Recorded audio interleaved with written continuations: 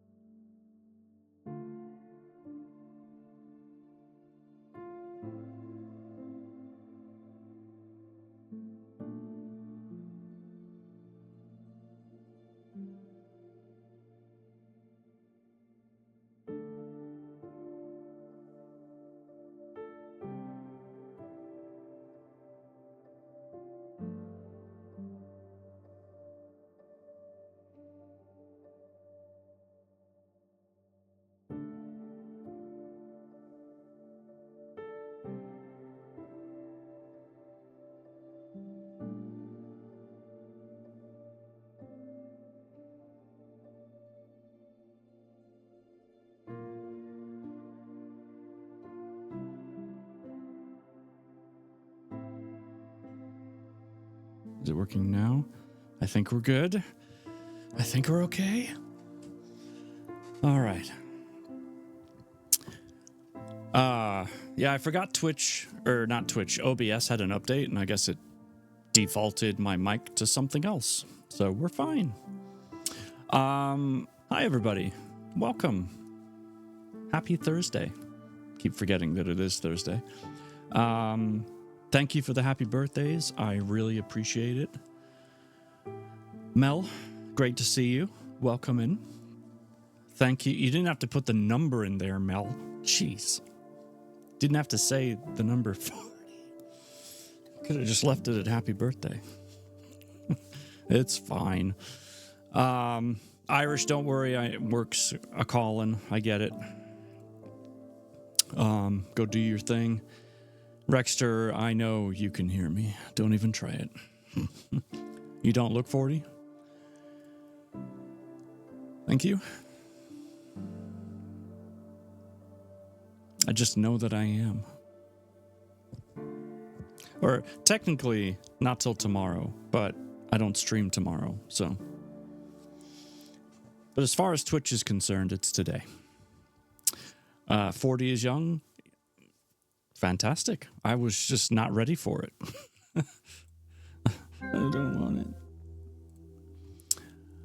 Check out this moon photo. Check that out. What? 40? You look 23? Rexter, now you're just calm down there, buddy. Oh, man. I'm excited tonight. I am excited. We're going to keep going with this cool book. And then somebody's going to get a prize after I do the drawing. So it's going to be great. I received diamond earrings for my 40th. Wow. And I love you too, Rexter.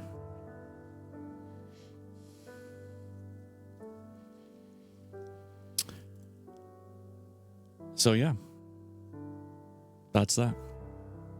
Tomorrow evening, we're going to a new establishment that has like bowling and hatchet throwing and stuff like that. So that's going to be fun. And then a whole bunch of weekend plans. So it's just going to be busy, busy, busy. I don't even know how I get the chance to do laundry. It's crazy. All right. Switching over. There we go. Why does that not work for me? What? Oh, the hug? Maybe it was a slight cooldown. There might have been... It might have been just too quick. Try it again. Or Stream Elements is being weird. Who knows? Could be both. Mel, if you can still hear me, I had a question for you.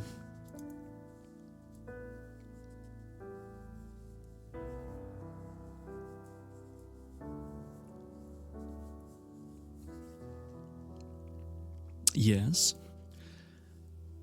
Has anyone, well, I guess not just this book, but has anyone done something like this before? Have they taken your book and done a public reading of it, or, you know, something like this? Doesn't have to be Twitch, but just in general.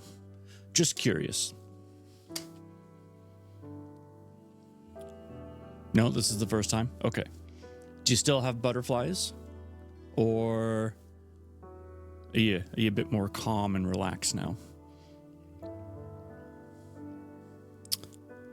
I remember my first time.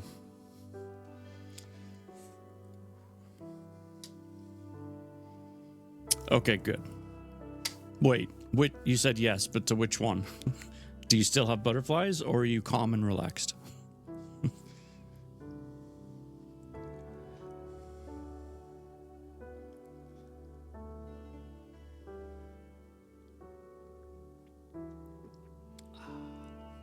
Both calmer than last time. Okay. Very good. That's the way it should be. I don't want you to stress out about this at all. We are all here to enjoy your book, to enjoy the story, to hang out together, do a puzzle if anyone wants. Oh, excuse me. Get those yawns out of the way. All right. We didn't get very far into the story last time, but that's why we read twice a week, so we can keep chugging along. Starting off with chapter 5 this evening. Okay. Page 35. And if everybody is ready, we'll get started. So sit back, relax. I'll read you a story. After I take another sip of tea. Why is it every time I go to start, my throat's like...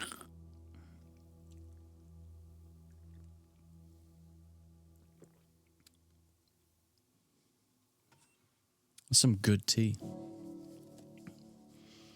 All right, here we go.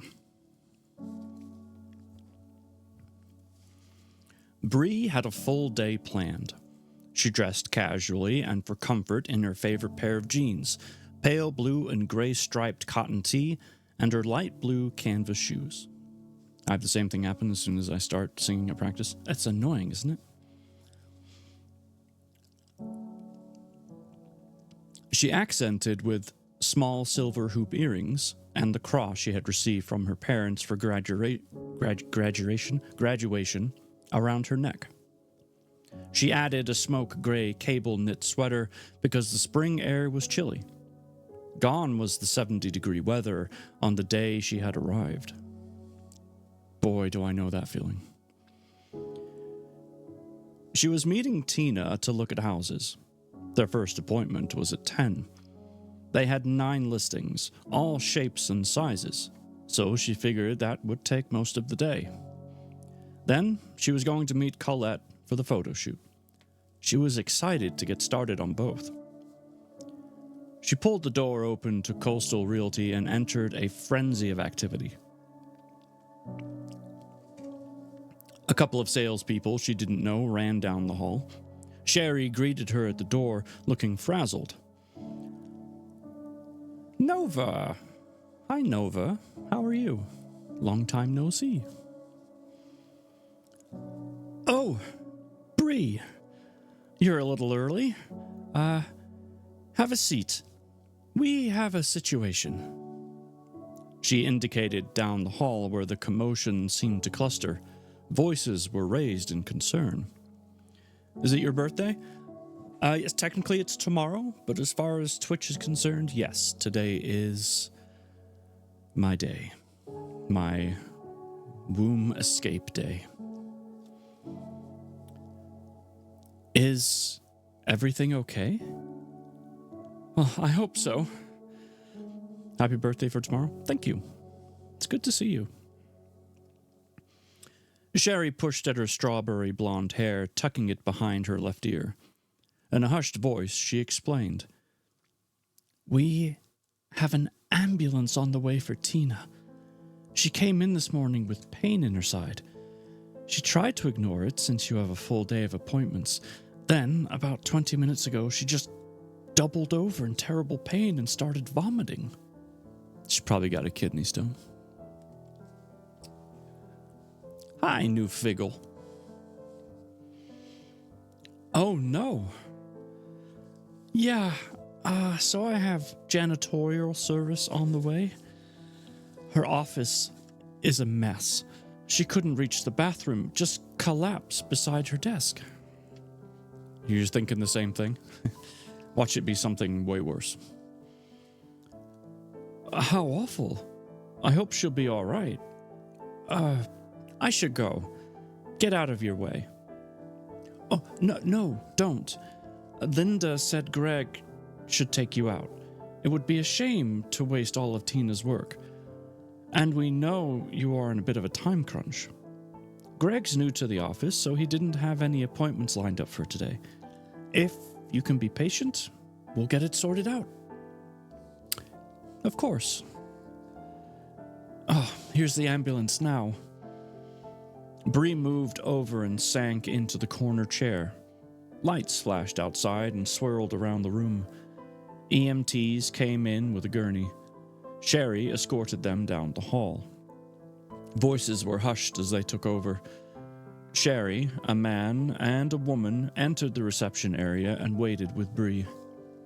In a matter of minutes, a very pale Tina was on the gurney, with Linda right beside her. Linda stopped briefly to speak with them. "I'm going to follow the ambulance. I'll keep you posted if there's any news. Sherry, you have everything covered?" "Got it covered, Linda. Don't worry about a thing." "Thank you, Mad Locust. How are you? Good to see you." "Good. Greg and Carol, you take care of all the showings. Carry on," Linda said with a flourish of her hand and scurried out the door.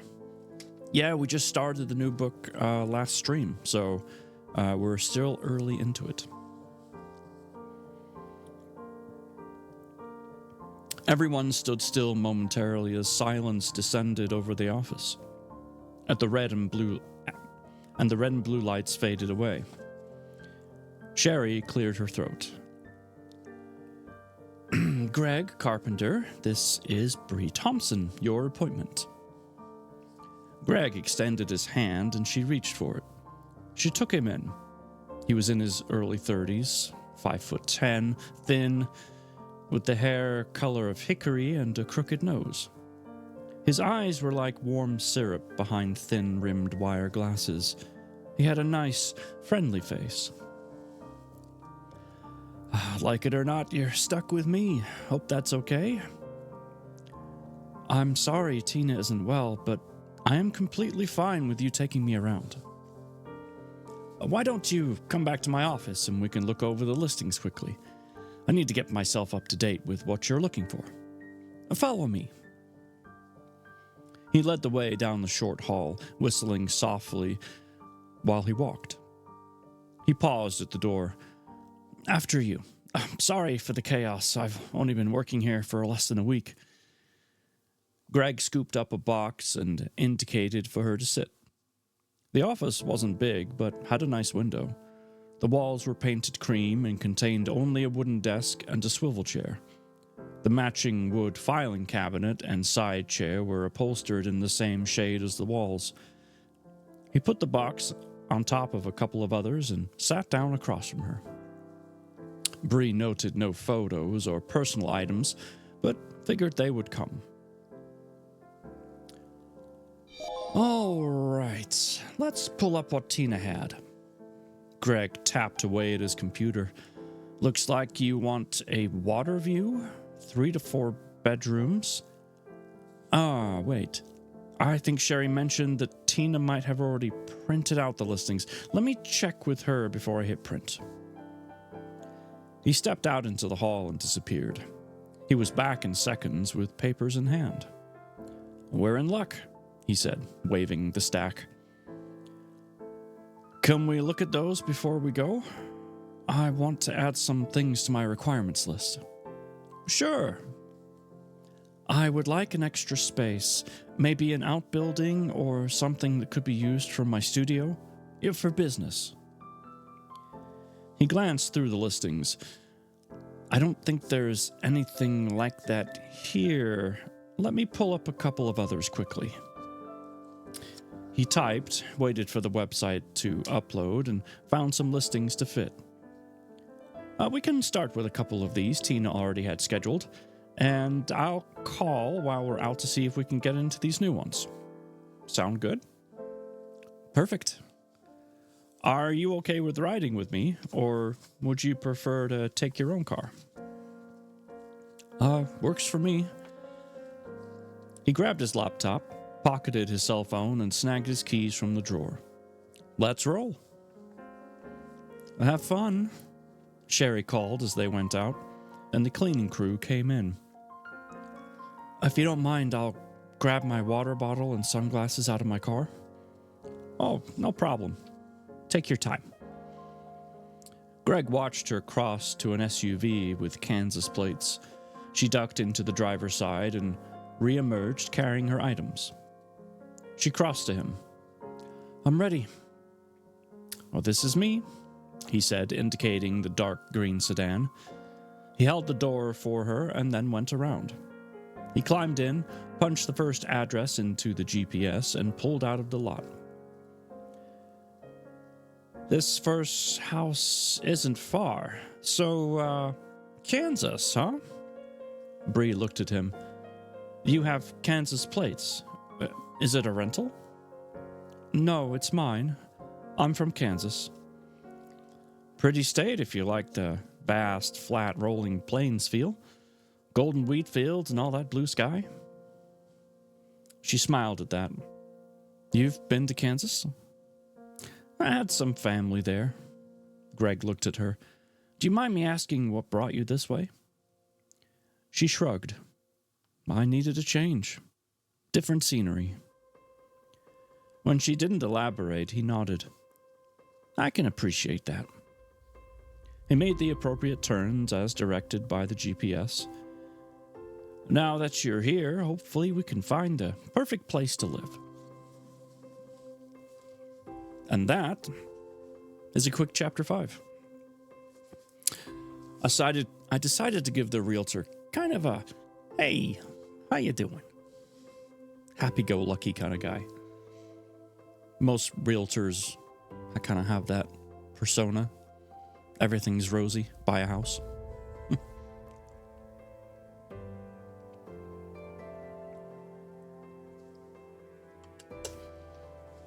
All right.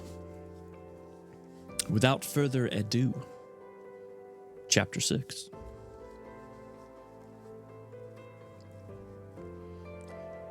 It took her breath away the minute it came into view. It was worn and weathered, windswept and haggard. It looked like she felt alone and abandoned against the deep, battered sky. It called to her as nothing else had, or could. The house stood 3 stories high, dingy white and abandoned. The front porch that wrapped around the house sagged. But the house's lines were elegant, drawing her eyes up to the dormers, peaks, and pitched roof, and to a widow's walk. Wait, widow's walk. Why do I know that term. Is it like isn't it almost like a one-person balcony kind of thing? Like, not very wide at all. Widow's walk. Because, like, you can only fit one person in there kind of thing. Or am I thinking of something else entirely? That's going to drive me crazy.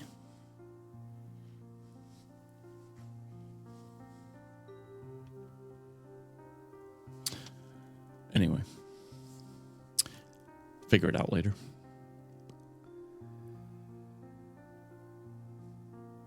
An actual widow's walk. Bree couldn't believe it. It's a raised rail platform on the top of the house. Okay, so it was, yeah, I think that's what I'm thinking of. Okay, cool. Thank you. Her hand went to her heart. She'd never seen anything like it in person, only in the movies. It was wistful, romantic, and a little sad.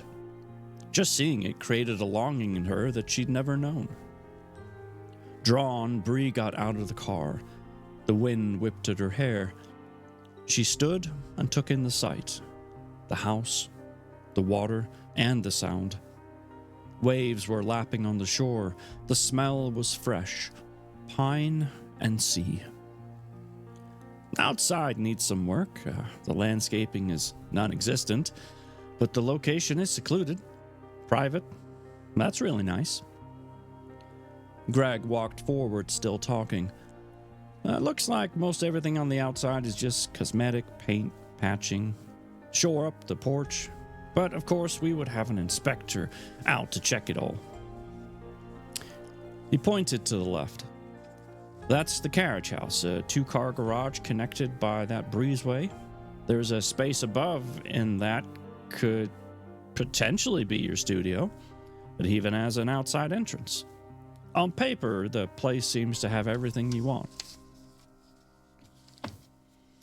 He looked back and saw Bree still standing beside the car. Did you want to go in? Yes. She shook herself. Definitely. I wasn't sure for a moment. Thought seeing it in person might have scared you off. They climbed 4 wide steps to the porch and the heavy wooden front door. He wiped his card and punched in the code to release the lock. He removed the key from the box, turned the knob, and the door swung into a grand foyer. A sweep of dark, stained stairs led up, and large identical rooms Yep. I completely missed a line. Because that's what readers do.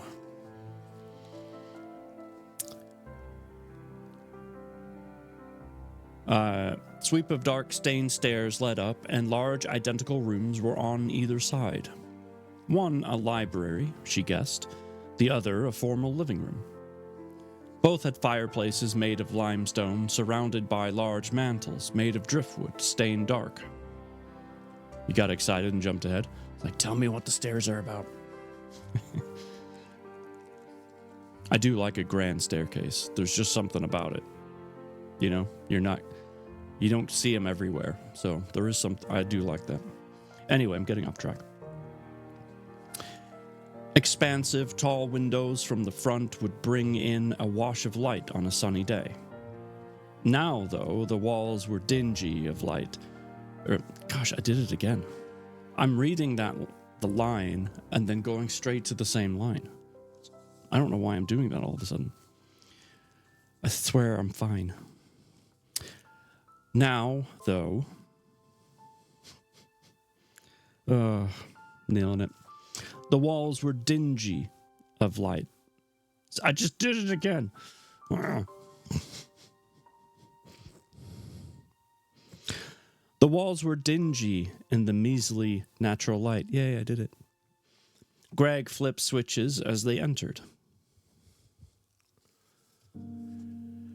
Your age is showing, I swear to God. Maybe my time as a reading streamer has come to an end. Oh, jeepers. I'm losing my mind.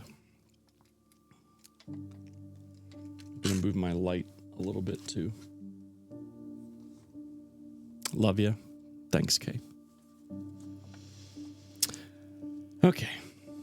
Mel, I do apologize. I'm normally a lot more with it I don't know what's going on today. Wow, Greg exclaimed. This is great. Lots of potential for natural light. Large rooms, high ceilings. The info sheet said 10 feet high on this level. Look at those moldings. They wandered slowly across the dark wood floors from one room to the other. Floors can be refinished where they're scuffed, but overall they look good. Nice, rich color. He let out a whistle as they walked through the large archway. The back half of the house was one ample open space, which held the kitchen, breakfast nook, and sitting area with yet another fireplace. The kitchen was dated, with missing or rusting appliances and cracked countertops, but Bree looked past that and imagined what it could be. As one should. The eyes are the first thing to go. It's not funny. Can we have a really tall Christmas tree in that house? Yeah, you could. I actually had to use a ladder to put the star up. Or not a ladder, but a step stool. Because we got a taller tree this last Christmas. The back wall had windows that ran the expanse of the room and invited the outside in, drawing her out to the water and the view. Greg stopped her before she could go out with a light hand on her arm. Let's go upstairs and check out the second floor before you get sucked in by the view, okay? Yes. You're right. I should finish the house first.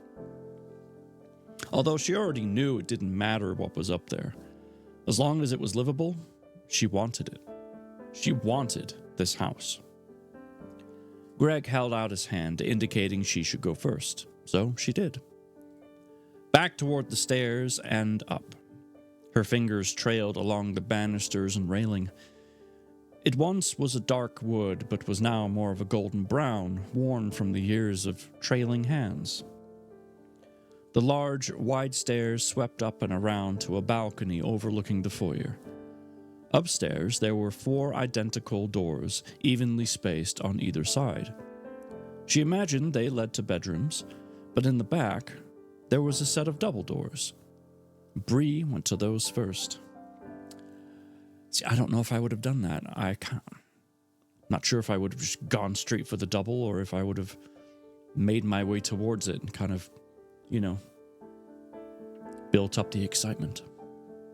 But you do you, Bree. You do you. She swung them inward and was greeted with a large rectangular room with a wall of windows facing the bay, just like below. This time, she did cross and open the French doors, stepping out onto the balcony. She let the breeze wash over her. The sky was bruised and forlorn, the waves choppy, but the menacing sky didn't detract from it. It only pulled at her aching soul.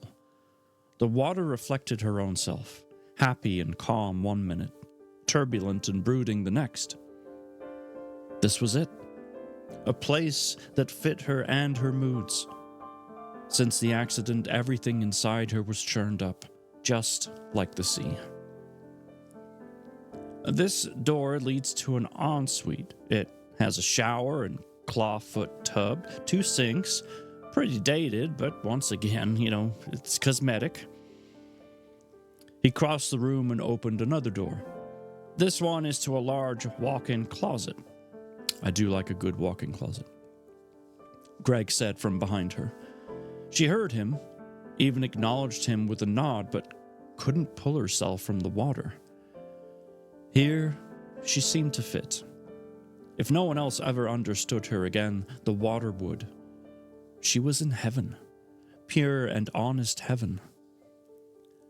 They investigated the rest of the second floor, which consisted of 3 more large bedrooms and a couple of baths. The last door held worn wooden narrow stairs. They climbed the narrow staircase and came out into a large room. It was broken up by a few support beams and a small, square set of walls directly in the middle of the room. Dormers lined both sides of the extensive walls.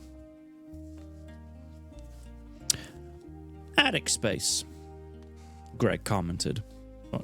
Greg is smart. He is the smartest realtor of the bunch, I can tell.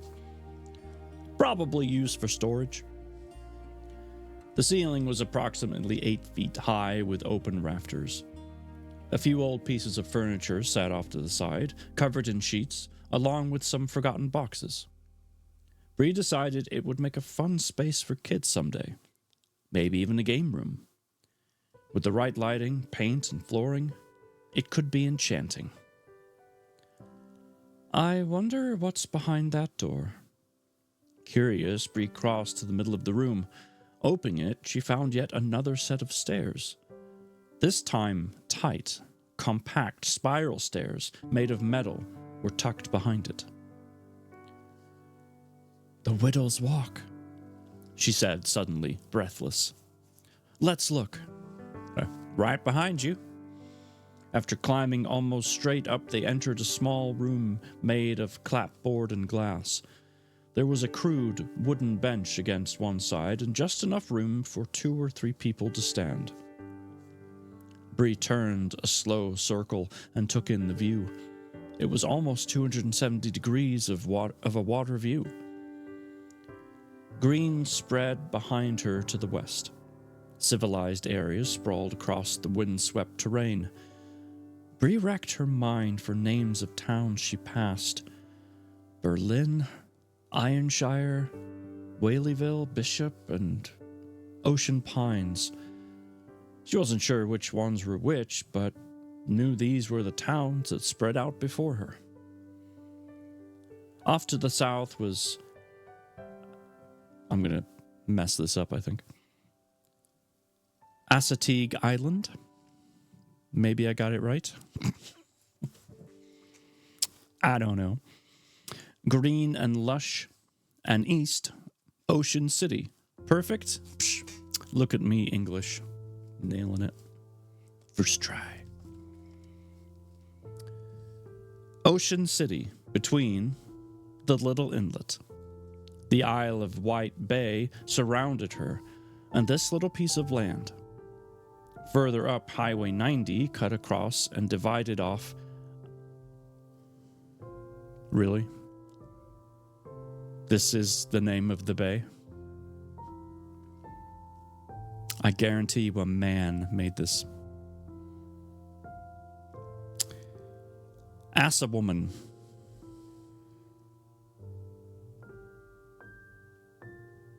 You heard me.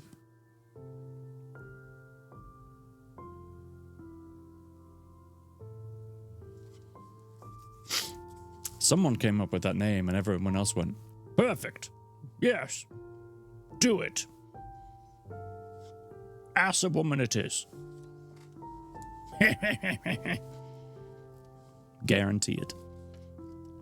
Anyway, moving on.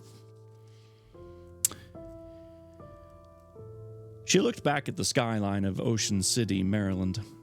She could see the Ferris wheel on one end. Her eyes trailed over the buildings until she reached the hotel where she was staying. Just don't ask me, my brain is on an herbal okay. Herbal vacation. Got it. It's my winky face. Beyond that compact swipe of land, the Atlantic and the horizon lay endless and wide. I'll take it. From behind her, Greg laughed. I'm not surprised. Greg brushed against her as he reached around her for a door, breaking her reprieve. 2 doors on either side of the room opened to the Widow's Walk that lined the top of the roof. He opened a door, and the wind rushed in, making her shiver. Bree wondered what it might have been like to walk it, watch and wait for a loved one, a father, a brother, a lover. Burr, sorry. Let me close that again. It turned cold fast. His arm brushed hers as he placed a hand on her and tugged the door shut. Probably shouldn't go out anyway. Not sure it's safe, he said, his hand still on her, his face only inches from hers.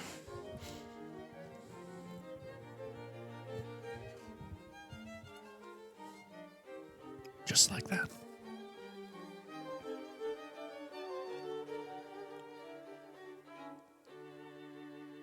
His eyes flicked down to her mouth for a brief second, so fast she wasn't sure if she had imagined it. Was the turbulent, brooding weather making her romanticize the situation? She stepped back, unsure. Keep it light, she thought. She smiled. You're probably right. I doubt anyone has been out there in years. We should go back down. He smiled back. After you. They descended to the first floor in silence. She paused here and there, taking note of one thing or another. When they reached the foyer, he broke the silence. Let's go through the kitchen to the carriage house. Look at the space quickly. Then we can return to the office and write up an offer. That sounds like a good plan.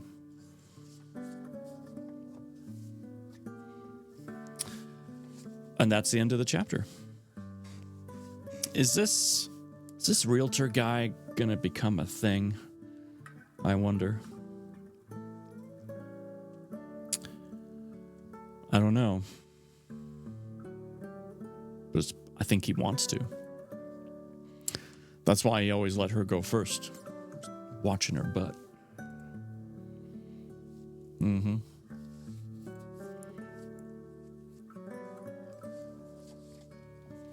All right, it is tea sipping time. If you haven't had a beverage yet, maybe something to munch on. Unless you're Kay, you've already munched. Please, get something to drink. Oh, if anyone wants to try the dungeon, I think I set it up properly. I hope.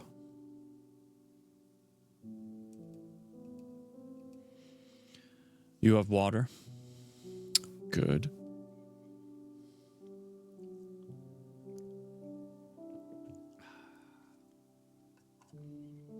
Some good tea. Oh, and don't forget, I'll be reading in Discord after this. We're getting close to the end of Iron Flame, and my copy of Onyx Storm came in a couple days ago. So, looking forward to finishing Iron Flame and then moving on. And we hug you too, Kay. Big hugs. All right. Chapter 7. Oh. We're on page 44. Can't believe we've hit page 44 already. Although I know some of you, if you were just reading this by yourself, you would have been like halfway through the book by now. So, to each their own, I guess. All right.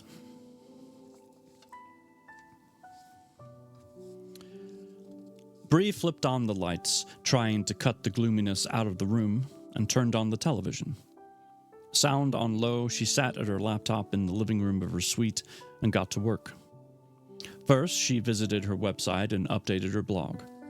Bree's Buzz. She put something out every Wednesday, religiously. She always put in highlights of her week and added a few more photos of her trip east as she traveled across the country. She posted some pictures she had taken along the way and at the beach. Bree gave a photography tip on how to capture a moving image. She challenged her subscribers to capture the essence of spring and invited them to post their pictures. Lastly, she added prints that were ready for purchase to the website. She had 5 categories: landscapes, architecture, colors, textures, and portraits. Landscapes seemed to be her most famous. She got many views in portraits and booked many sessions, but that might slow down now that she wasn't in the Midwest. It would take a while before people knew about her here. The photo shoot with Colette after house hunting had been fun, and once they were edited, she had some great shots of Colette to add to her site. At the bottom of the page, Bree had an area where clients, customers, and future photographers could comment on her work or ask questions about photography. She scrolled, not scold. How dare you? She scrolled through the list, mainly seeing regulars, but was not surprised to find a few new subscribers. She praised and offered friendly advice to those who posted photos. Some just commented on recent posts or blogs she'd made. Bree had a variety of subscribers, ranging from grandmothers trying to capture every precious moment to high school students needing advice for their yearbook, or parents trying to snap pictures of their teenagers playing sports. She answered every question and read every post. Nanny G101 said, "Took photos of my newborn grandson. Can't wait to share with you." Chocolate Forever.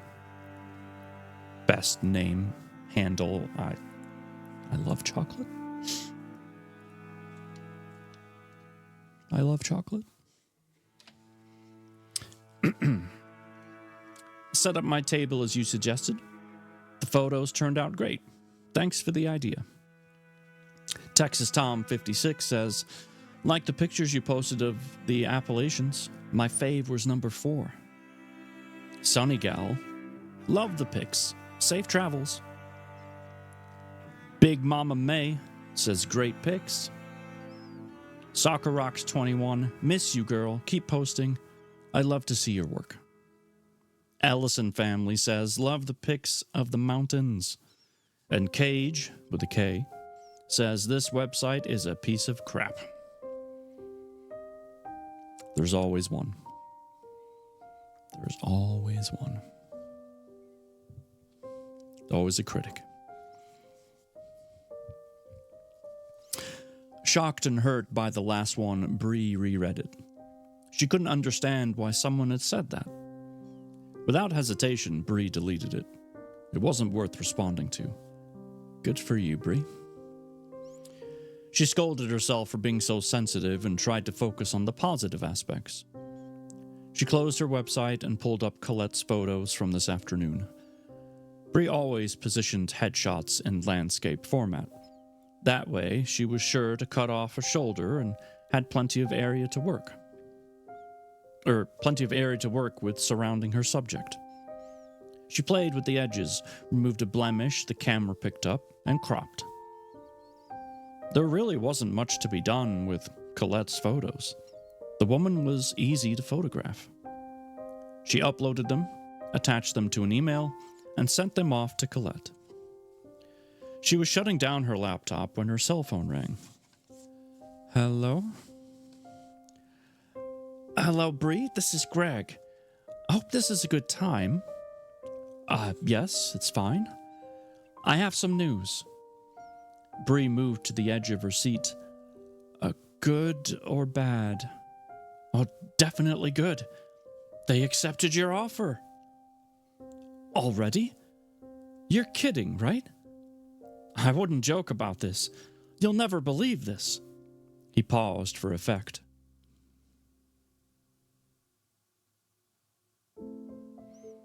They will be able to settle in a week, barring any unforeseen problems with the inspection or loan process.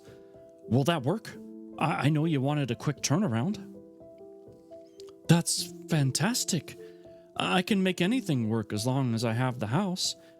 I can extend my stay here for a few days. We got lucky, and I got the inspector lined up for Monday morning at 10. Can you make that? Definitely. How did you manage that so fast? As I said, I got lucky. He had a cancellation, so I jumped at it.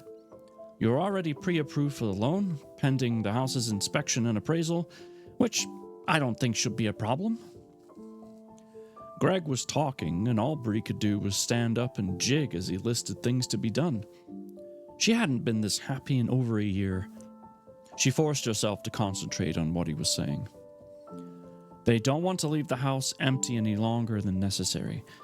They'd be willing to let you move in after the inspection. What? Wait, really? That would be awesome, she exclaimed. If, for some reason, settlement won't be able to take place quickly, we'd have to draw up some papers for you to rent until settlement. They're willing to wait and see on that. Okay. Also, if there's work to be done after the inspection, and most likely there will be something, you'd have to live there in the midst of that. Do you have a problem with that? No, not at all. Okay, well, I've got some things to do with this yet tonight. Need to run some of this past Linda. Oh, how is Tina doing? Bree asked, feeling bad she hadn't asked sooner. Oh, now we know it's not a kidney stone. She had emergency gallbladder surgery and made it through okay, but she's going to be in hospital for the next few days. Her gallbladder was pretty infected, ready to burst and leaking bile into her system. She's running a fever. The doctor wants to keep her in at least until it breaks. Sounds like she was lucky, Bree commented. She sure was. Now, let me work out these details and I'll contact you as soon as I can. Thank you, Greg. You bet. And that's the end of chapter 7. She got the house. Woo.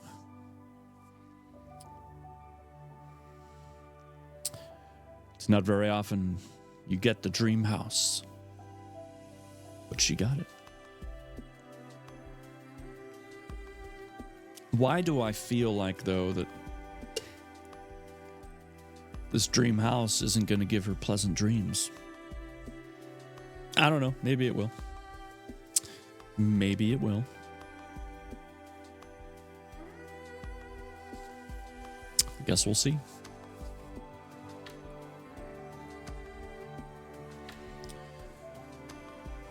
Well, hello, you wonderful stud. Did you realize you typed that in here? Beef? Just checking. You in the right stream?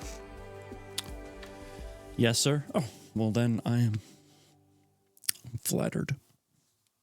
Stop it. Beef, it's good to see you. How are you?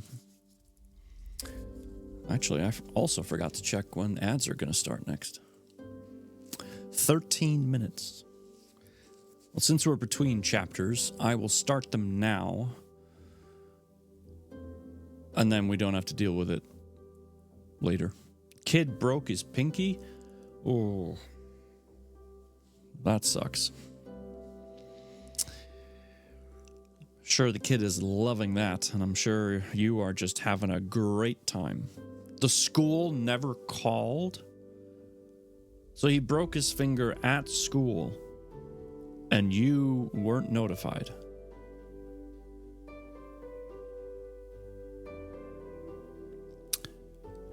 I'm pretty sure that's a no-no.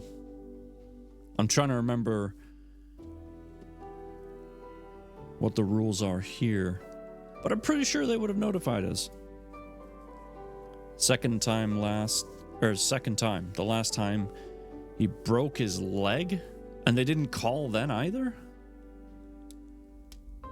Or did they call for the broken leg or not? No. Wow. If I were in that position, I would have been marching my butt down to the school and raising hell. That's not okay. That is not okay. All right, I'm going to start the ads, and then when the ads are done, we'll keep reading. Some of you may not see an ad. Just who knows? You will be tomorrow morning. Good. Jeez. That's insane.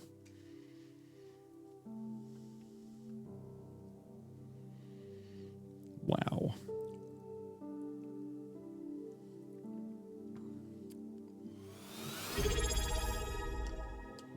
Ah, Beeve. No ads for me. Well, thank you, sir. I'm going to put you in the drawing for this evening.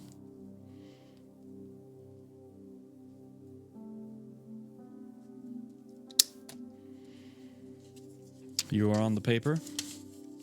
I'm doing an old school drawing because I'm old school.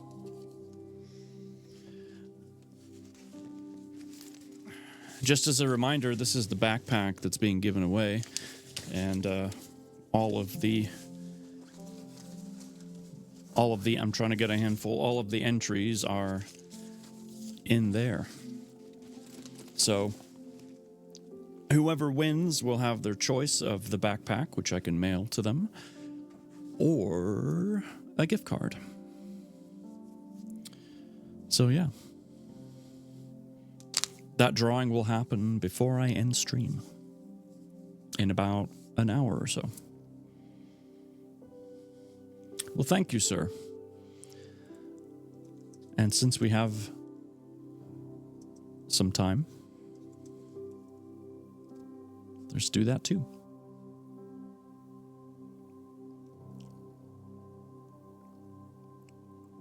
Oh, look at those puppies.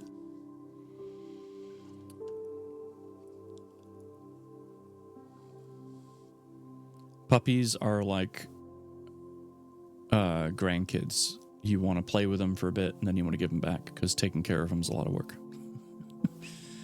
Super bro. Happy birthday. Thank you. Thank you very much. Welcome to the puzzle. Why is that clip still there? It's just like hanging out on the screen. That's really weird.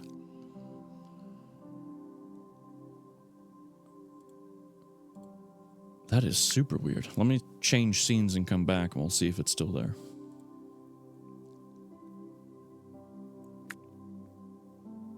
Oh my goodness. What the heck? Someone called me an ogre? What? Really? Did you punch him in the throat? Why is that on the screen? Ugh. It won't go away. All right, well, we're just gonna have to put the jigsaw puzzle over top. Maybe. I can't. This is unreal. I got him back much worse. I complimented on his pedo stash. Ooh. Okay. All right then. Let's do another shout out, see if it works. Where are you? I don't think it's Where are you?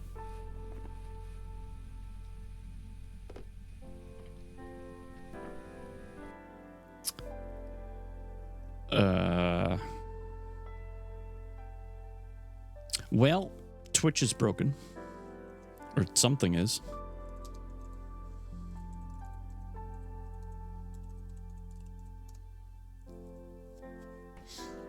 There's nothing here. Oh my god, it's super. Holy.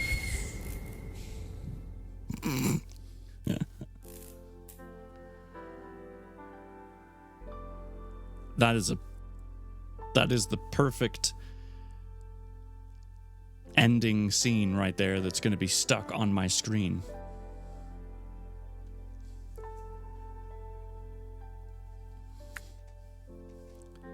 That was right before he passed out, I think. Yeah, I don't know why it's doing that, but here we are. All right. Weird. Why can't streams just work like they're supposed to? Just saying. Chapter 8. Page 48. Exclamation point moon, by the way. if you want to check out this book behind the scenes, and also other books that our author has penned. I guess people don't usually use pens anymore. Has keyed, typed. Doesn't matter. Chapter 8. Here we go. The week was flying by.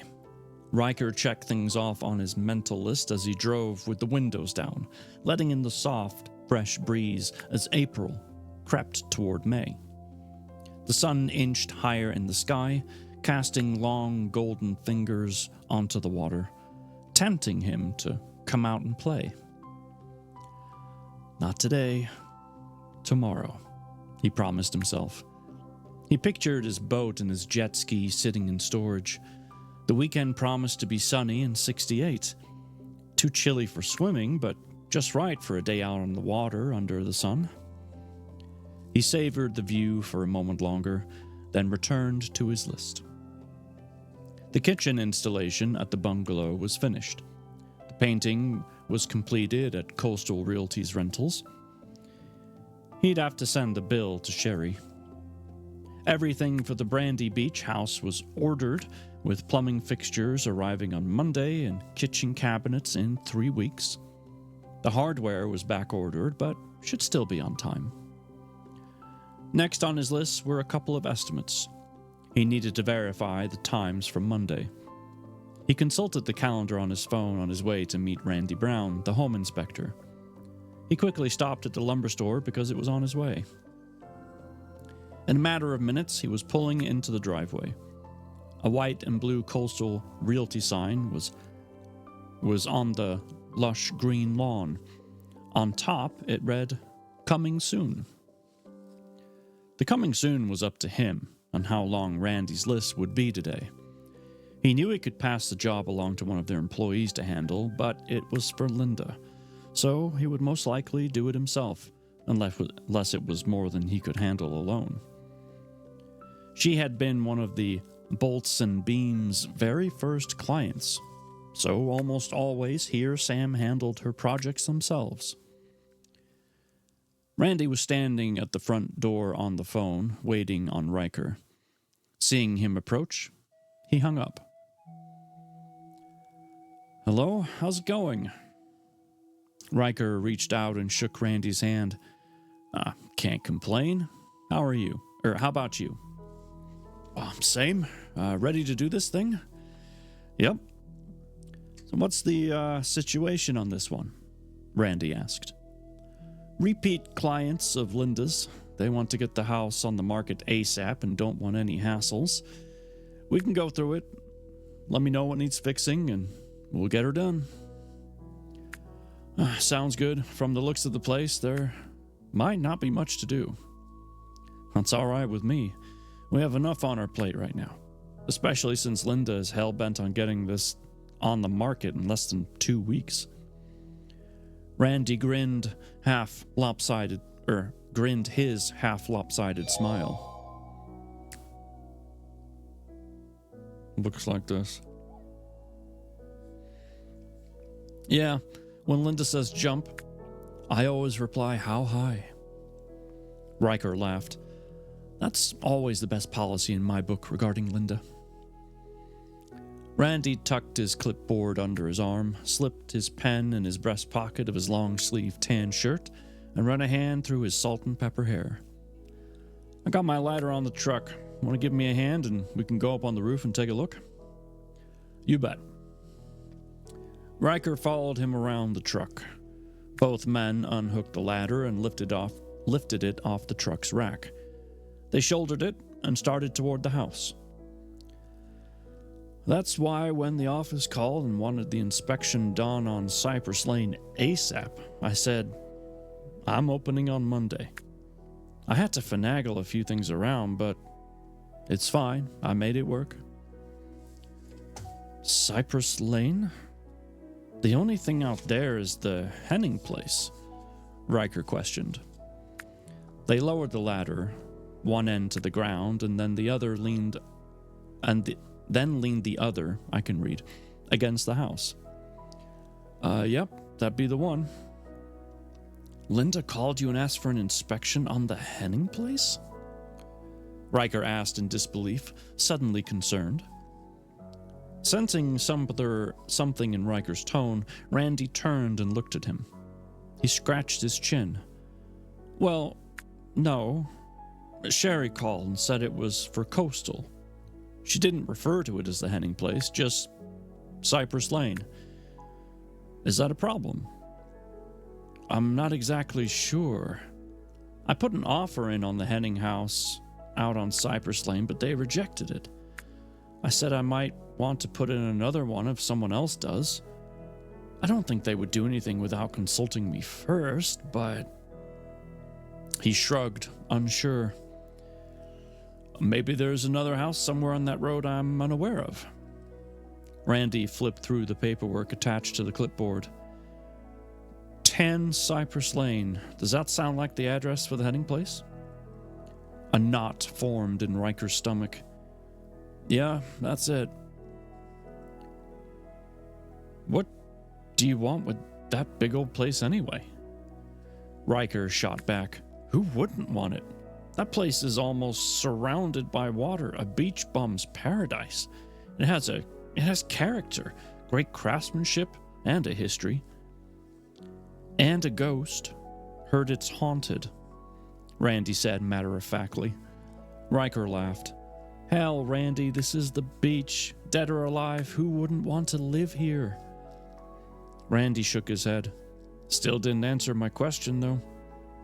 What do you want with that much space? Riker tucked his hands in his pockets and thought about it. Did he want it simply because the Hennings didn't want him to have it? Possibly, but that wasn't all. It's perfect for the business, with lots of space to grow, or the perfect place to have my boat. Always wanted a big house right on the water. My place is fine, but doesn't have the view or the space, and I wouldn't have to pay for dock fees. But mainly, I want to see the old place fixed up. It's a work of art, and needs to be treated as such. Randy nodded. Well, don't jump to any conclusions until you get in touch with Linda. Even if you don't get it, there could be some work there yet. Randy grabbed hold of the ladder and stepped up. Let's have a look and get this one done. You go on up. I'll hold it. Something you need me to see? You let me know. Is he afraid of heights? It turned out that the whole roof needed to be replaced. He needed to get the go-ahead from Linda's client to do so. Punching in the office number, he called to get approval. Coastal Realty, Sherry speaking. How can I help you? Hey, Sherry, it's Riker. How's it going? Riker, what a pleasant surprise. I was thinking about you. Riker could almost hear the smile in her voice as she spoke.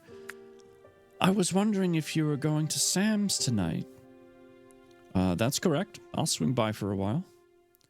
Carol and I are going. Should be fun. There was a pause on the other end. What can I do for you? I called to talk to Linda. She around? She's out right now on an appointment. She's been running around trying to play catch-up the past few days with Tina in the hospital. She should be done around 5. I'm sure you could reach her on her cell. She waited a beat. When he didn't reply, she asked, Is there anything I can do for you? Yeah, maybe. A couple of things. First, I have a list of what needs to be fixed, repaired, and replaced at the property on 2nd Avenue. I just emailed it over. Can you make sure that we get approval quickly? I know Linda wants to get it on the market soon. Not a problem. And second, Randy Brown told me today that you called him and requested a home inspection for Cypress Lane. Is that correct? Yes, I believe I have him scheduled for Monday at 10. Why? Do you need him on Monday? She tapped on her keyboard and brought up the office calendar. That wouldn't be for the Henning place, would it? He asked, already knowing the answer. He heard her make a tiny squeak on the other end. Oh, Riker, I didn't realize. I'm not sure how this happened. You need to talk to Linda. Oh, believe me, I plan to. That's the end of chapter 8. Oh, Riker is not happy.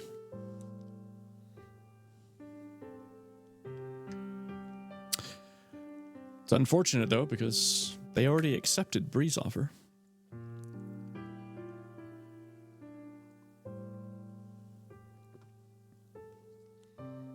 But what I would do in Bree's shoes, I would still go through with the sale and then be like, okay, Riker, how badly do you want this house that I own? And then make him pay out of his nose and then go get something else. But that's just me. Oh. Man. I like how the story so far is kind of putting some pieces in place little by little. It's not like huge bites where you have to chew on it forever. It's just like little nibbles of information. And the picture is slowly painting itself from the inside out. This house. I can almost picture it in my head. And I got to admit, the picture I'm seeing does make you feel like you would want to live there, because it, you know, that the view and being access to the water and the sand, and yeah, I could totally see myself waking up to that and, you know, opening the curtains and being like, poof, ocean. But then you have to worry about like the salt buildup. And getting that stuff clean off of your house is a nightmare. But still a nice dream. See, what we need to do, Stepmama's Mama, is we need to find people that have that house already. And then we need to befriend them. So that when they're like, we're going away, do you want to house sit for us? Okay, I will.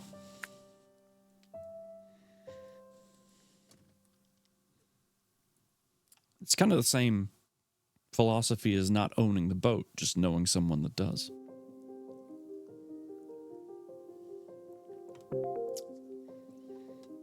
Yep. All right.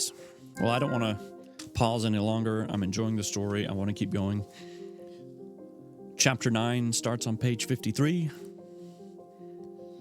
Here we go. Linda didn't cook. She didn't know how to and didn't care to learn. Her skills were limited to the microwave and coffee pot. She could barely boil water, and her toast always popped up burnt. Oof. Poor Linda. And there's always Verbo. That's true. You have to pay for that, though. And then I would look like Super.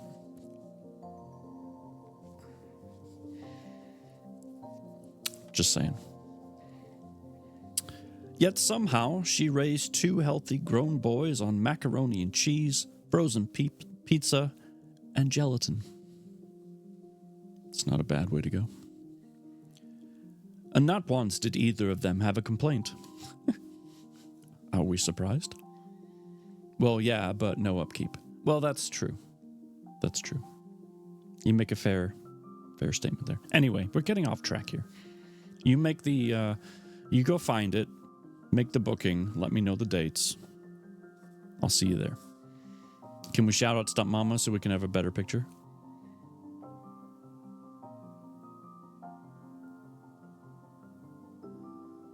Not yet.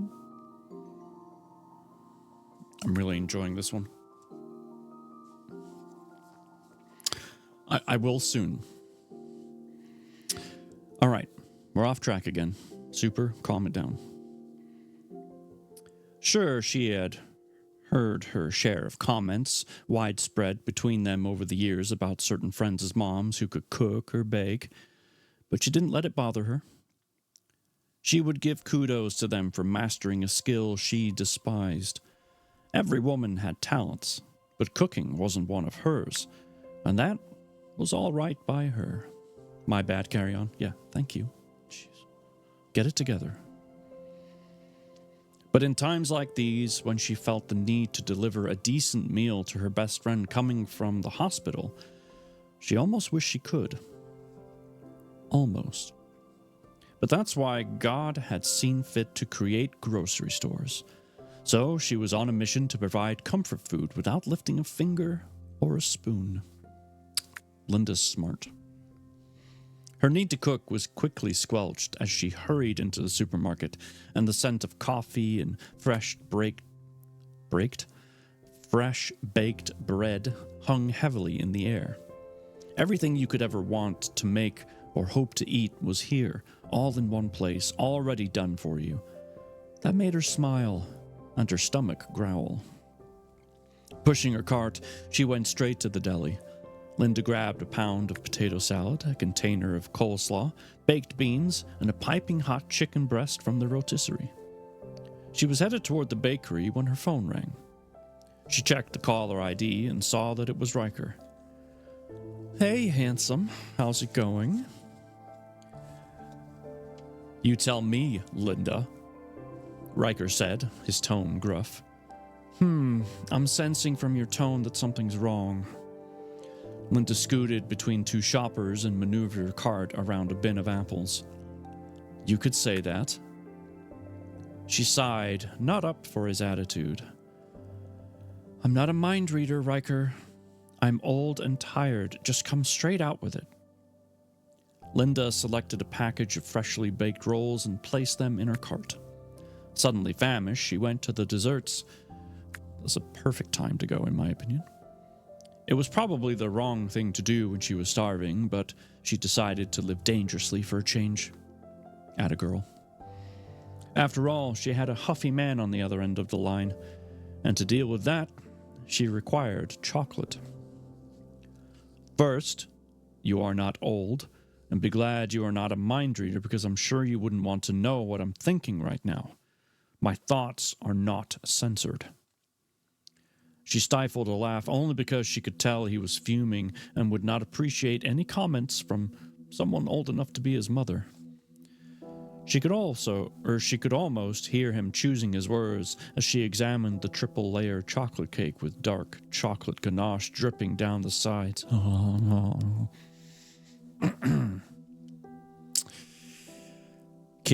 boy, be back in a bit. Good luck.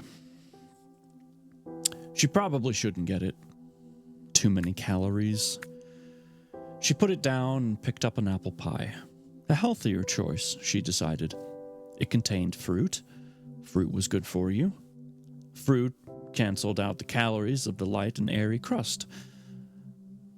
Linda's really good at figuring this out. Linda placed the pie in her cart. You don't have to mince words with me, Riker. We've known each other for too long. So, he didn't. What the hell, Linda? Who were you having the home inspection for at the Henning place? The Henning place? She noted she was a little loud when several shoppers glanced in her direction. She dropped her voice a notch. We're not. I'm not. Who told you that anyway? There hasn't been any action on that place, or I would have heard. Don't play dumb with me. Randy Brown told me. He has an inspection on Monday at 10. Said you were in a hurry to get it done. I confirmed it with Sherry. Were you hoping I wouldn't find out? As people walked by, Linda stood still in the middle of the bakery section. She pinched the bridge of her nose and tried to think. Racking her brain, she started slowly. There's some mistake. I didn't ask him either. The only thing he's inspecting on Monday for is a house Greg sold on Cypress Lane. Then it clicked. Shit, she cursed. It couldn't be. Cypress Lane, the Henning place. The same. How had she not caught that? The address had sounded familiar, but she hadn't been able to place it. And frankly, hadn't tried. The one time. Now it came back to bite her in the ass. She sighed. Riker, I didn't realize. We never refer to it as Cypress Lane. My new guy sold it. How the hell did this happen? Riker demanded. Didn't you go over the listings he pulled? Trying to juggle her thoughts and her mission. Maybe cookies for Tina. Chocolate chip were her favorite. She rubbed the spot between her eyes where a headache was forming. It was Tina's client. I saw everything she had appointments for beforehand. I swear the Henning place wasn't one of them. So how can you explain it then? The only thing I can think of is... Well, wait. Her thoughts tumbled. Greg took over the showings because that's the day we had to rush Tina to the hospital. I thought it would be simple, give the new guy something to do and keep the client happy. He must have pulled it while they were out. She sighed. He wouldn't have known about your interest in the place. I simply hadn't gotten that far with him. Damn it! Hey, Professor Betty, what you reading? That book right up there. Do !moon, and it will get you a link to said book. And then you can read all about it. You see what I did there? Okay. I'm sorry, Riker. I didn't realize. I still wouldn't if you hadn't just brought it to my attention. I knew there was something familiar about the address, but it just didn't fully register when he ran it past me. I was distracted with all that was happening with Tina. It's slightly blocked by a Bro-Volition thing. It shouldn't be. It's right here in the corner.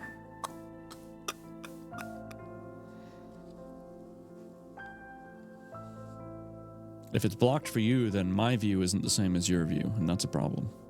Oh, never mind, I'm blind? Okay, cool. You can be blind all you want. I just wanted to make sure that the stream was correct. Anyway, you've got the link. Feel free. There was nothing but silence from the other end. Riker, I'm so sorry.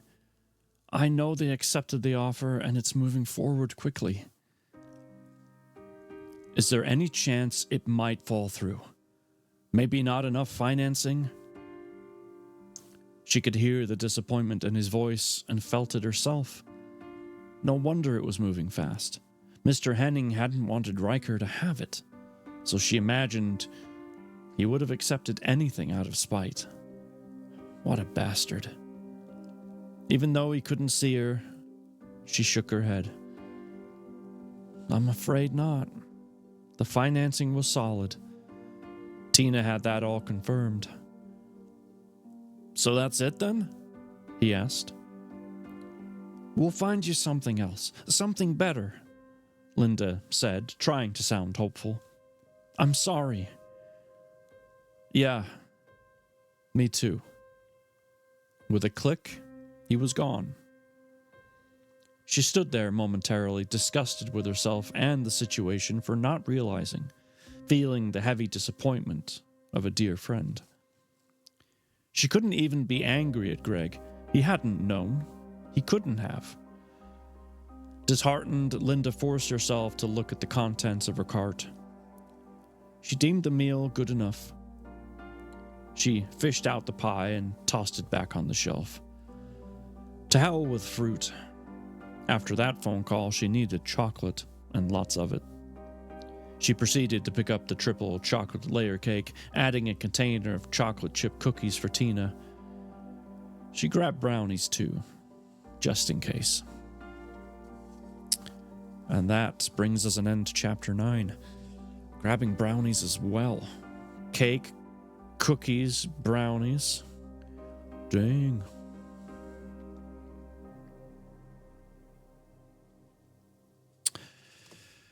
Holy moly, that's a lot of chocolate, right? But if I were Moog, just kidding. Moog, hi. Happy birthday. Well, thank you. Thank you very much. I was enjoying listening to you read earlier. I loved the character voices you were doing. They were great. In fact, this might sound strange, but I think that's the first time I've heard character voices. I could be wrong. Folks, if you don't know who Moog is, you're about to find out. Climb stairs or ladders, whatever this thing is. It's a ladder. Okay. Why did we come up here? Is anything up here? Just death. Oh, and by the way, there's something wrong with the shout out command. For some reason, it's decided to just stay like this on the screen after the end of the clip. Don't ask me why. Don't know what happened. Thanks. The hard part is remembering which voice goes to which character. Yes, I understand that completely. But that's okay. You know, we do the best. We do the best we can. Permanent advertising. Wadsworth, it's good to see you. Moog, thank you so much for rating. And I refuse to take notes. Yeah, me neither. No one has time for that. Besides, if a character's voice changes slightly, who cares? Wadsworth, thank you for the follow. I appreciate that. I appreciate that. Got my tea here. We have a puzzle over here going right now if you feel like doing a puzzle on stream.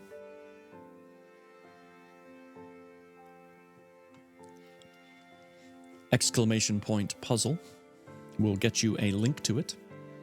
Looks like Super almost finished the border and then left the puzzle because, well, he has a child that needs dealing with. You don't have your trainer pass yet, so yeah, do Poke Start. There you go. You've got a Poplio.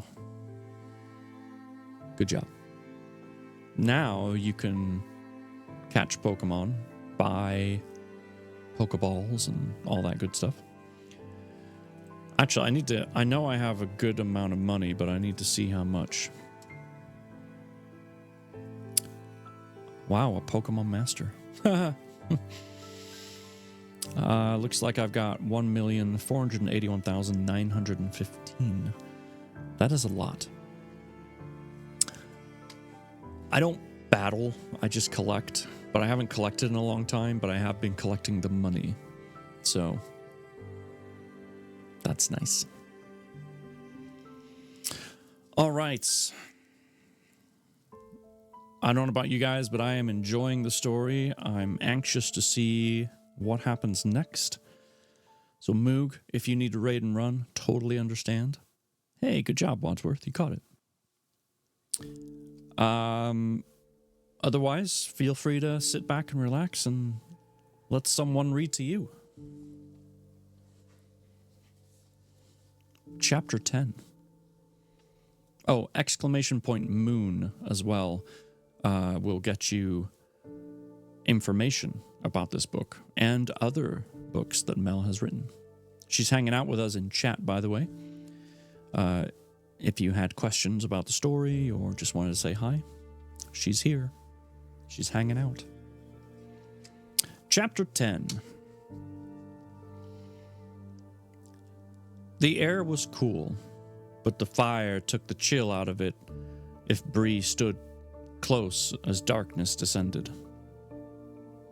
Groups of people gathered, voices carried, and country music played in the background, pumped out of invisible speakers. Can you imagine if invisible speakers were a thing? You guys seen the speakers? No. I don't know where I left them. Anyway, there were a lot of people, more than Bree would have thought. She enjoyed parties, loved having them and going to them back home. But it was completely different and a bit awkward when you were new, the one on the outside looking in. She scanned the crowd, looking for familiar faces. She noticed Riker right off. It was hard to miss. He was hard to miss in his leather and denim. Tall, dark, and mysterious was the impression Bree got from him. She watched him move from one group to another. People, both men and women, seemed to gravitate towards him. He exchanged hugs with the women and shook hands with the guys. She watched as the girls eyed him, hoping to get his attention. He flirted, leaned in close, untouched but always moved on, drowning them in his wake. Definitely a player, she thought. Colette sidled up to her and handed her a wine cooler that she had unearthed from the depths of the cooler. "Anything catch your eye?" she asked, twisting the top and taking a sip. "No, I'm not in the market right now," Bree said, forcing her eyes away from Riker. That's a good one," Colette laughed. "I'm always keeping my options open. You never know. But I like looking, especially if it's tall, dark, and handsome."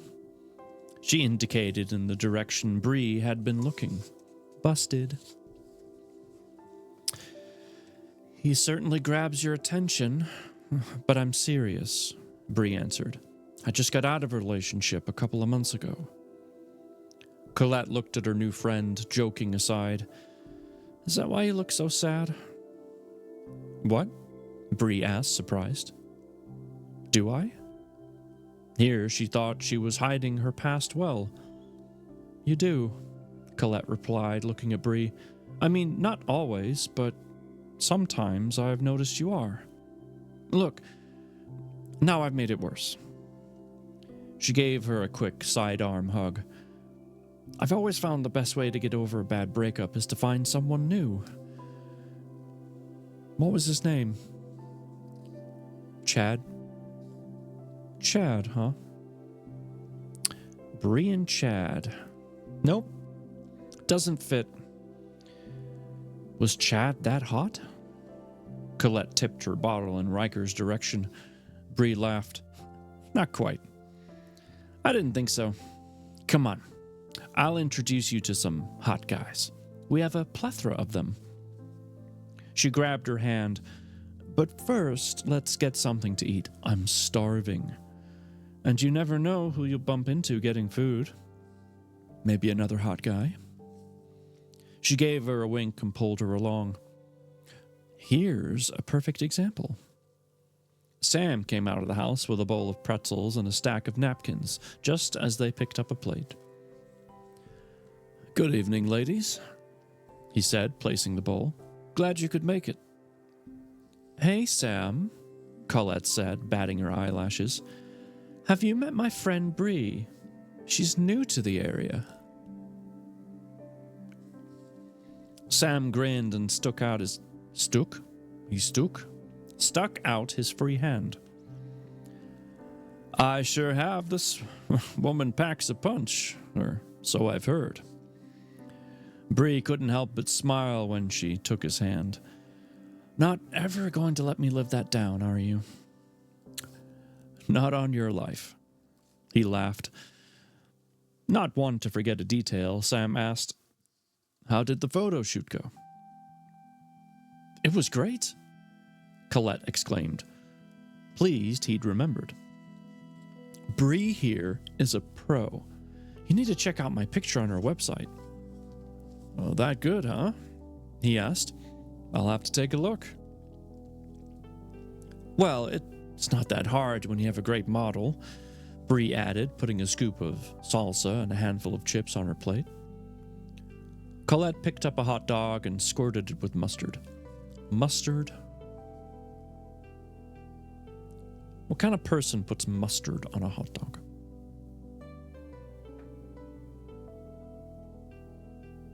I'm trying not to judge. Mustard.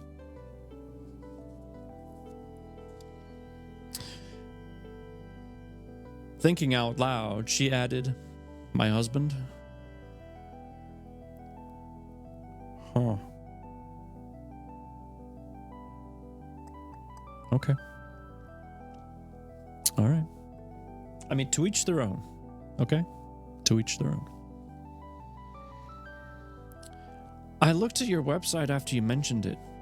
You guys should get Bree to take some photos for your website, you know? Like before and after pictures. Your website could use some updating. Maybe even a photo of both of you. I'm certain Bree here could even make you two yahoos look good. Who are you calling a yahoo? Riker asked as he strolled up. Colette smiled. Why, here comes the other one right now. You gotta run? Okay. Take care of yourself, please. Be safe.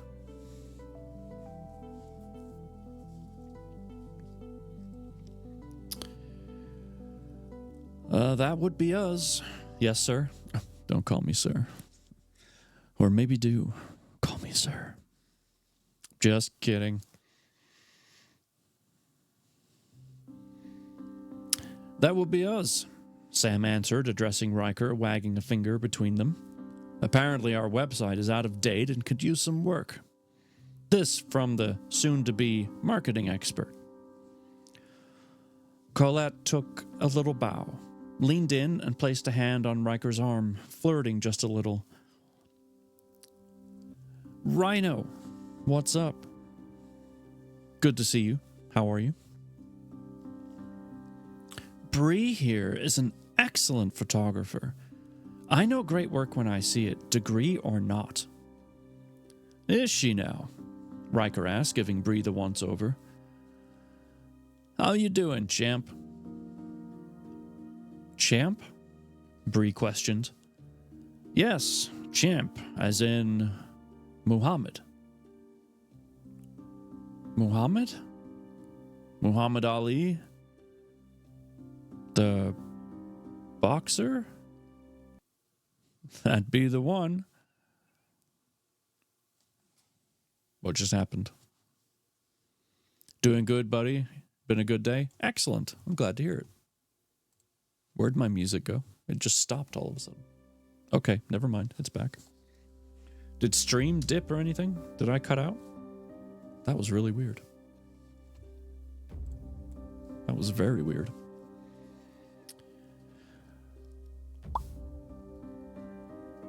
You know, float like a butterfly, sting like a bee. Sam roared with laughter. Good one. He slapped Riker on the back. I wish I'd have thought of that.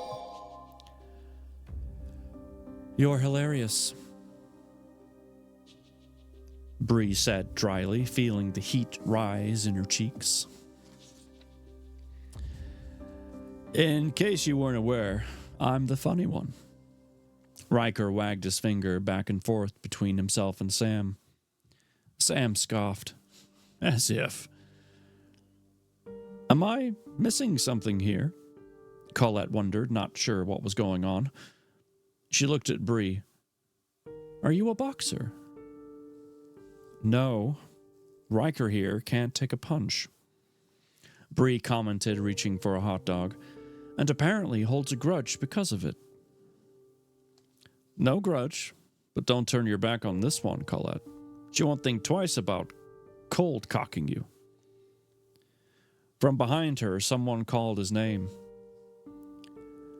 If you'll excuse me.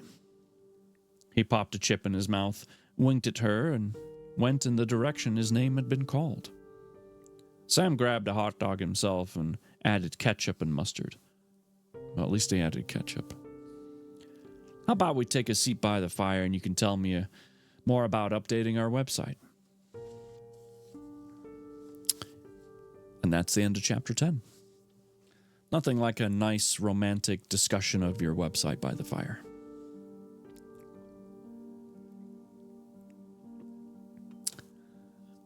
I mean, let's be fair. I think I would have done that too.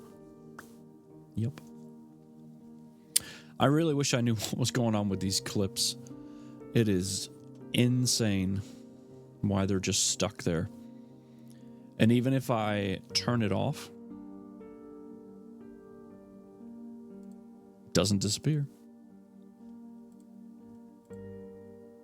It's weird.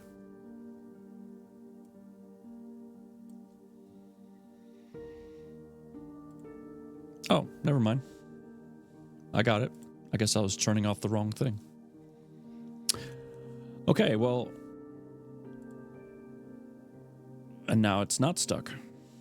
Let's try shouting out Stunt Mama now. And let's see if it gets stuck again.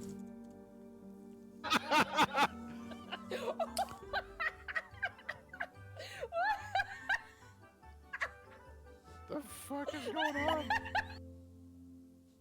Hey, look at that. It worked. Or worked properly, I should say.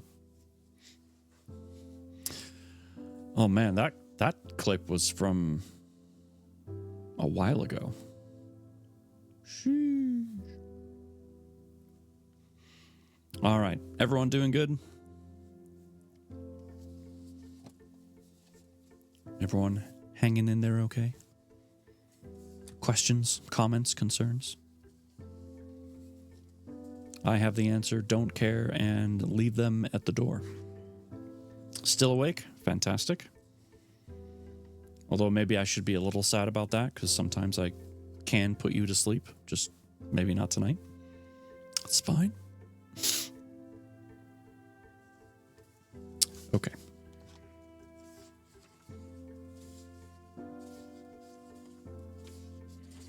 All right. How are we on time before ads? 24 minutes. Excellent. Let's do chapter 11, and then we have a giveaway to do.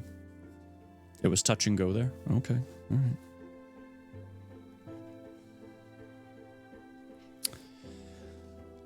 The sun was bright coming out from behind large white puffs of clouds, but the air was still chilly. The weatherman had promised warm and sunny weather. Bree hoped that would hold true as she followed the signs for Assateague Island. See? I had to double check myself there. Guided by her GPS. So we've got Assateague, and then what was the other one? Assawoman? What is it with the ass beginnings of these places? These are real places, right?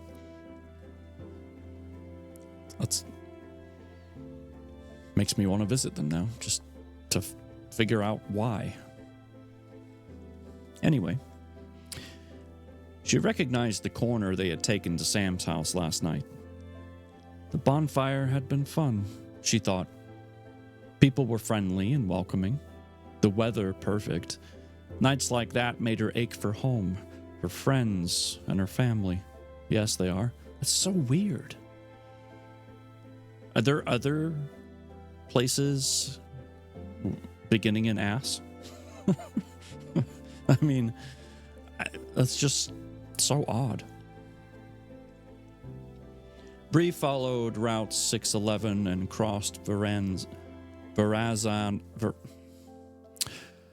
Verrazano Bridge with a stretch of salt water on either side, making her way onto the island.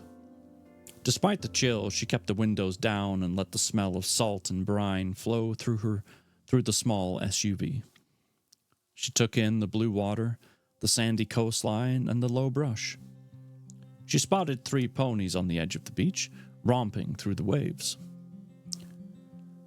Without thinking, she said, "Those are the only 2 I know of, and that's the 2 you picked." Just teasing. Without thinking, she said, "Look at that, Gracie."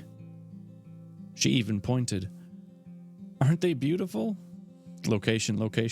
Apparently. Location can be a great asset. But when there was no response, her heart gave a little pang. Of course there was no response. There never would be again. Her little sister was gone. But she could imagine her sister's laugh if she tried hard enough. Her giggle of delight when she saw the ponies for the first time. she'd want to ride or get close enough to feed them. Her energy was always contagious. She almost heard her father's lecture. You can't feed them. They're wild animals. Beautiful, but potentially dangerous. If you do, it makes them dependent on humans. No different than feeding bears in Canada. It's not that it can't be done. It's that it shouldn't. Ah, Dad, she thought, her eyes tearing. What happened to us? The family we used to be?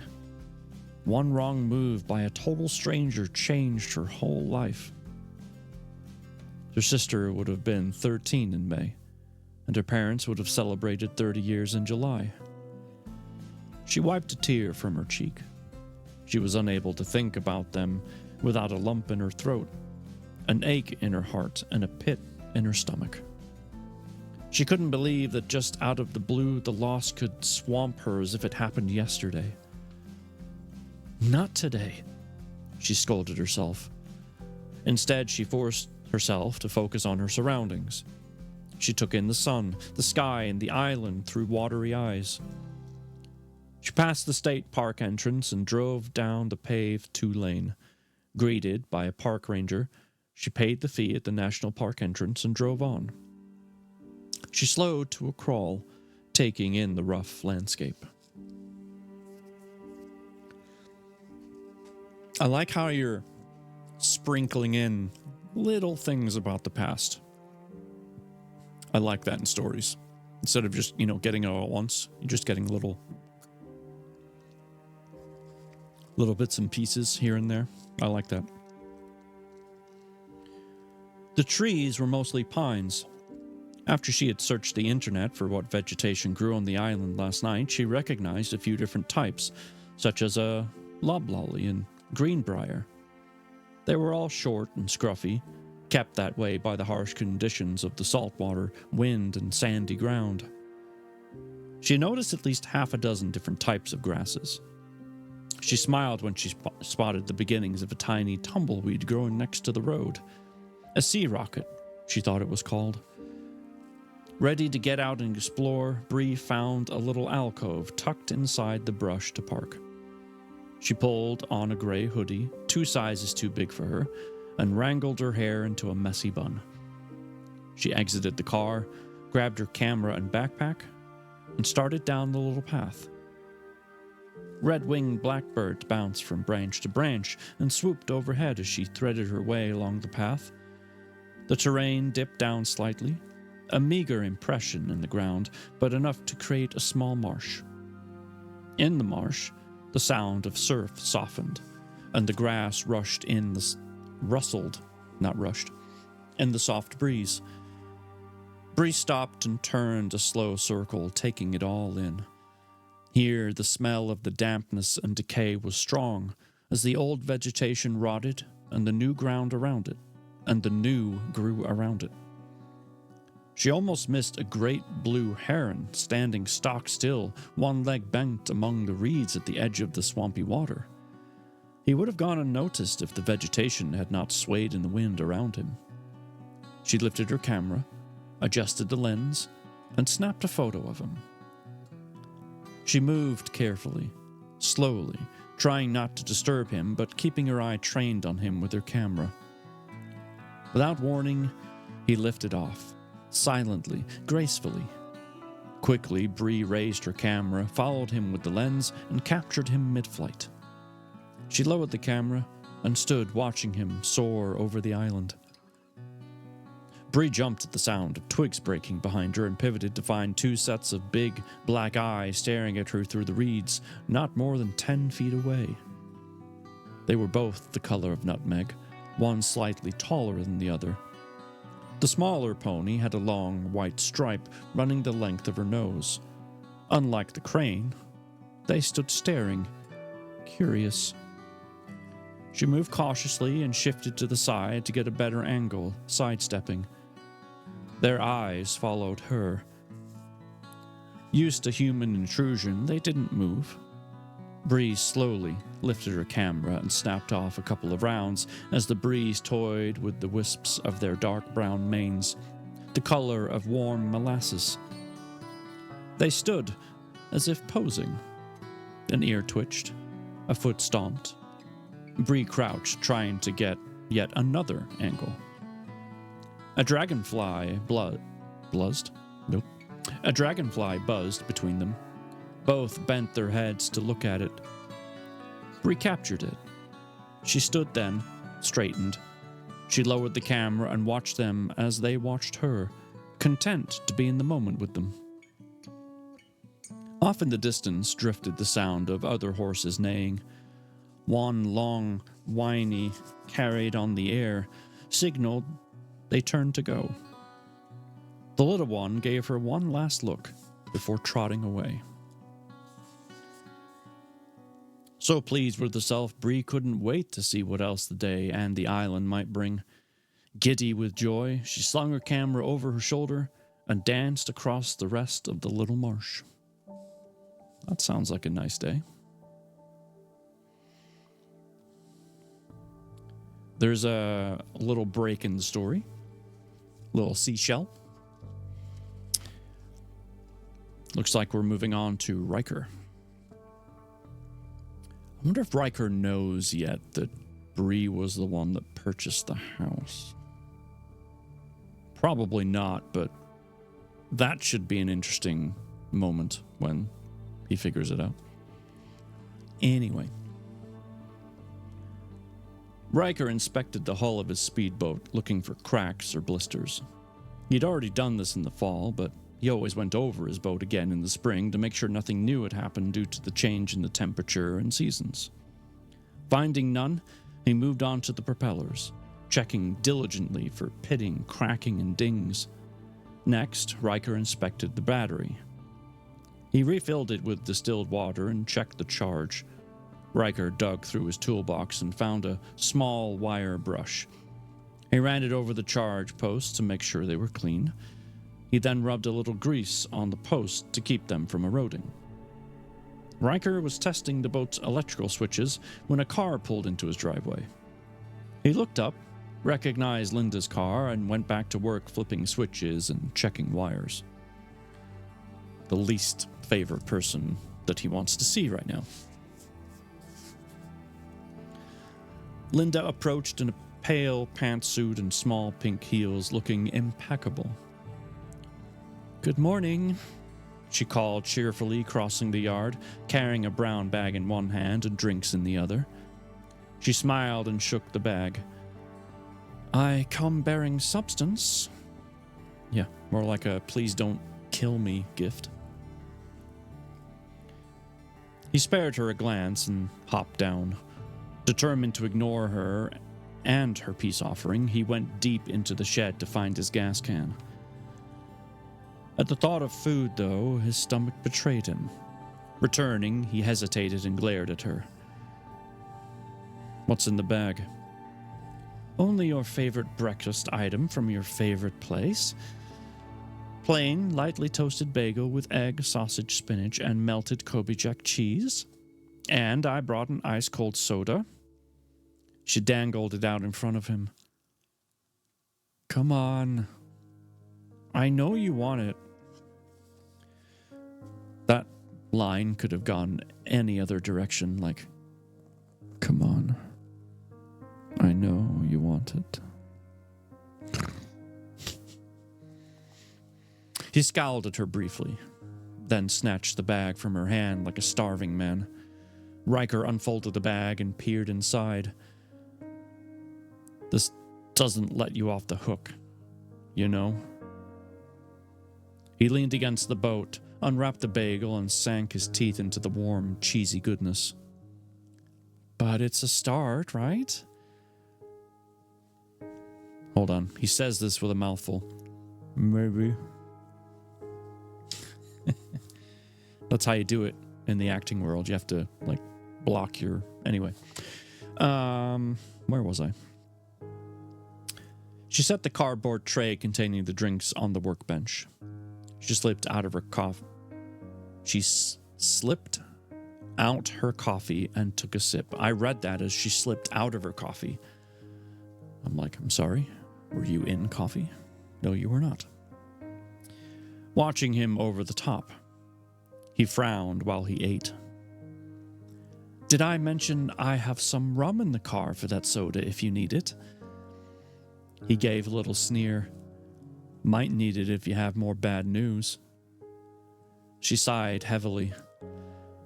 Look, Riker, I really am truly sorry how this all went down. I hope you realize it was no one's fault.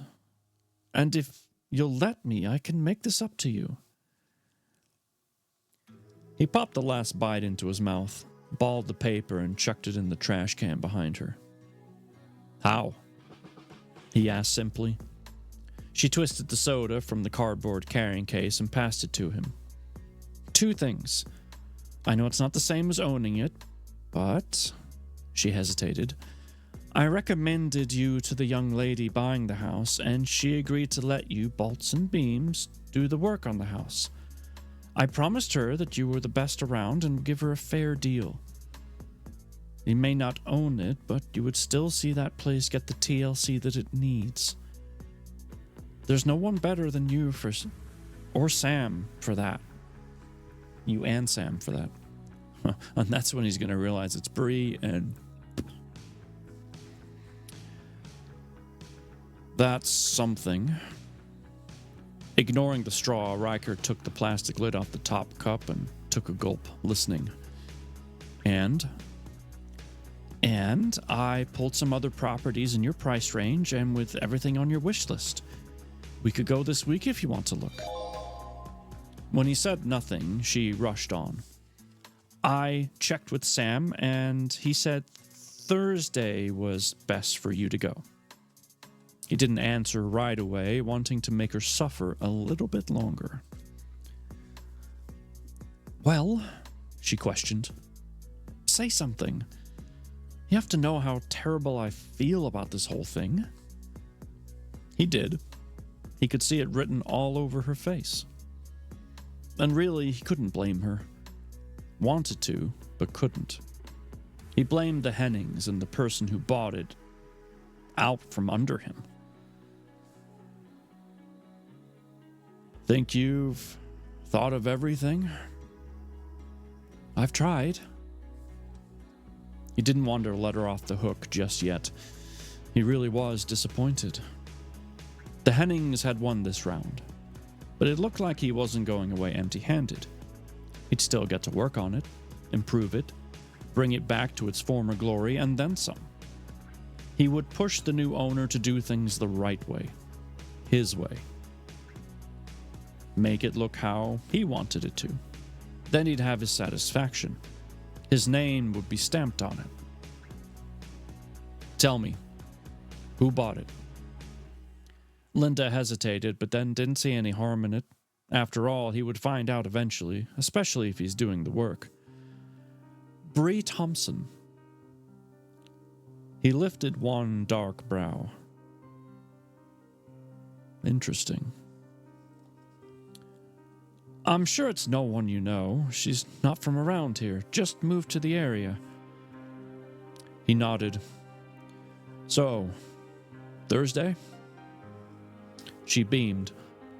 All day Thursday if you want. I'll even take you out to lunch. My treat. Am I forgiven? He nodded again. Forgiven. Thanks, Riker. Your friendship and our business relationship means everything to me. I don't want to lose you or Sam over something like this. I feel like you're both my sons. I know, Linda. We feel the same way. Are you planning to get out on the water this weekend? Hoping for this afternoon. Well then, I'll let you get back to it. I have a showing soon anyway. Enjoy the beautiful day. You too, Linda. And thanks for the breakfast. He lifted his soda in a slight toast to her. Mad Locust, maybe, does it show on your end, but that emote doesn't show up for me. That is so weird. What is going on tonight? clips get frozen, music pauses randomly, and your emote doesn't load.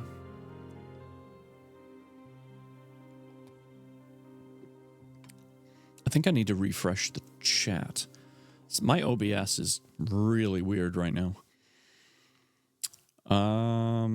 Let's see. How do I do that? I know I can like clear it, but I didn't want to clear it. I just kind of want to refresh. I don't even think I can do that.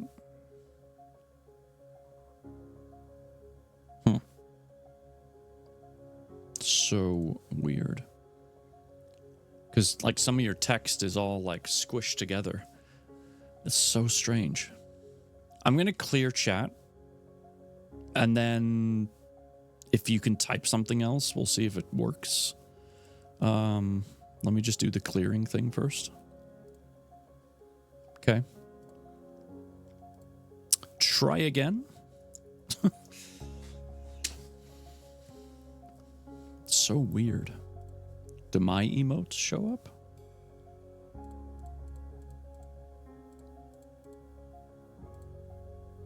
Yeah. Okay, that one worked. Okay. All right. I'm just going to assume it was a weird fluke and carry on with our lives. Oh, shoot. I only have 5 minutes. Please hold. Is anyone in here that's going to be joining us for Iron Flame?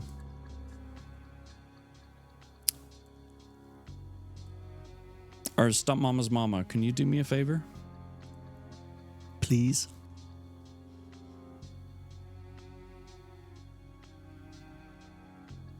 Can you text your daughter and let her know that Iron Flame will be happening, but I'm going to be a few minutes late? If she could just kind of tell everybody else. Because we need to finish this chapter and then we need to do the giveaway. There isn't much left, but I'm not going to be done by 4 minutes from now. So, will do. Thank you so much. All right, back to the story, because I am procrastinating. There's a seashell, so we're moving on in time. It was dark by the time Bree walked into the hotel. She carried her camera, backpack, and takeout into the lobby, rode the elevator to the 10th floor, and got out. She fished the plastic card out of her backpack, juggling everything. Exhausted, she let herself into the room. Flipping on the lights, she dropped everything on the little round table and went to the kitchen. There, she dug through the drawer for a fork. I cannot read. Or speak, I should say. She grabbed a plate and a bottle of water and returned to the living room. She flopped down on the sofa and opened the bag, pulling out the 2 white containers. She scooped out white sticky rice and smothered it in black pepper chicken. That does sound pretty good. Her mouth watered at the sight.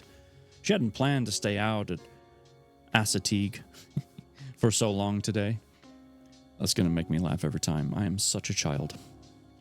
If she had, she would have packed more than an apple and some pretzels for lunch. Bree forked in a couple of mouthfuls. She forced herself to slow down.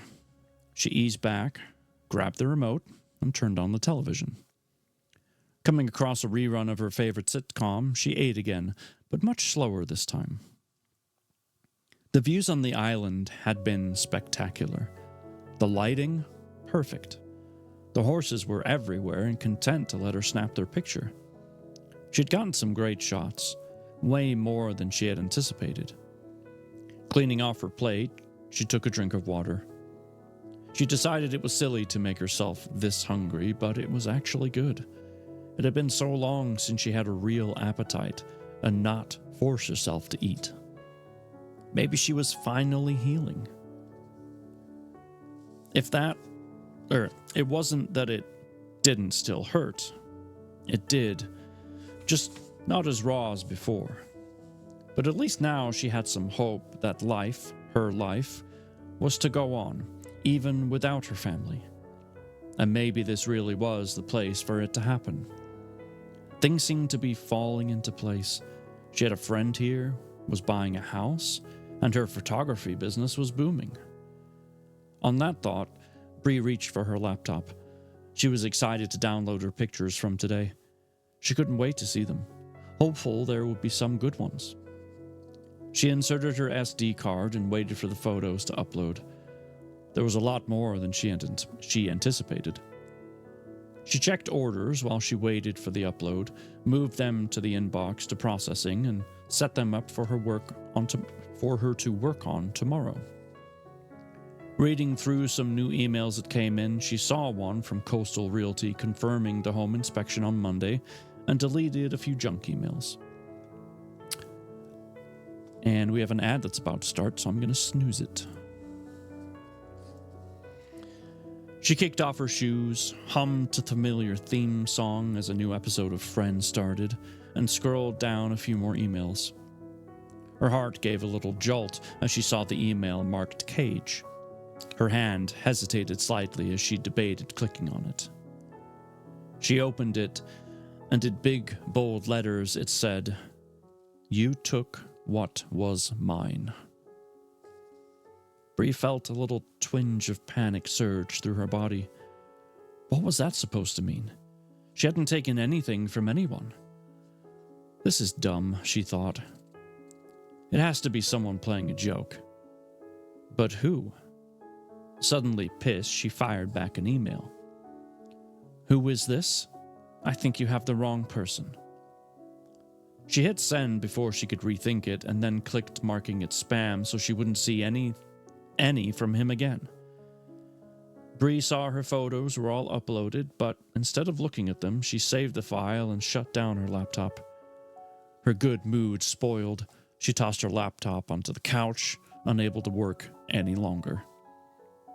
Disgusted, her appetite gone, she carted the white containers and her plate into the little kitchenette. Glancing over her shoulder, she glared at her laptop. Racking her brain, she wondered who had sent it, and why. Bree put the leftovers in the fridge and viciously scrubbed the plate, leaving it on the counter to dry. She looked around the suite for something else to do, anything to distract her from the laptop and the email. Bree glanced at the time. It was only 8. She couldn't stay in this room all night, wondering who had sent that message. Cage. The name bounced around her brain. This wasn't the first time he or she had contacted her, but why? And what would I have taken? Frustrated, she glanced at her computer again. The urge to check her email was strong, but she refused to look. She grabbed her sweatshirt and pushed her feet into her sneakers. She reached for the plastic card that served as the room key, shoved it into her back pocket, and stormed out, determined to walk off her mood on the beach. And that brings us to the end of chapter 11. My. Well, that's quite the ending for our reading tonight. More contact from this Cage person. Stump Papa will let people know Stump Mama is in bed already. She's not feeling good. Oh, that sucks. Okay. Well, thank you for letting me know. All right, ladies and gentlemen. It's giveaway time.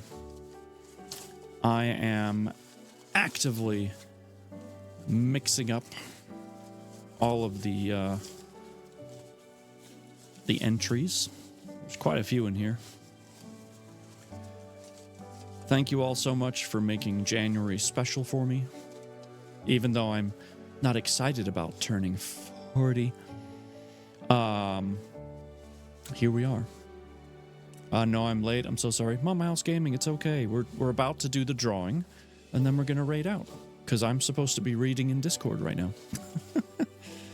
But I'll be there as soon as I can. All right. I am grabbing hold. Welcome to the 40 Club. Yeah. It's your B-Day stream? Well, it's more of a stream that happens to align with my birthday. How about that? All right. have a piece of paper here. Let's find out who our winner is. It's Surfman.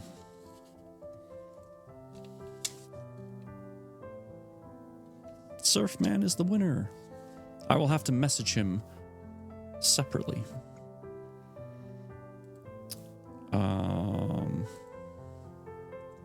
Surf.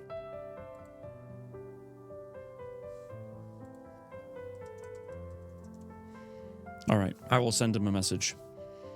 Gee, wonder how come?